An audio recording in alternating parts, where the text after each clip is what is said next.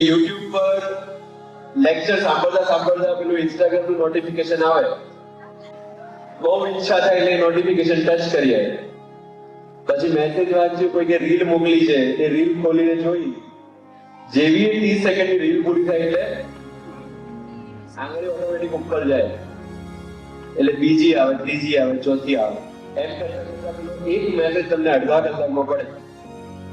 આગે ના બસ અહીંયાથી નુકસાનની શરૂઆત. એટલે તમે જ્યારે મોબાઈલ ફોન વાપરો છો ત્યારે તમારી પાસે બહુ ક્લિયર હોવું જોઈએ કે પહેલી વસ્તુ કે ઇન્સ્ટાગ્રામ અને વોટ્સએપ ના નોટિફિકેશન બંધ હોવા જોઈએ.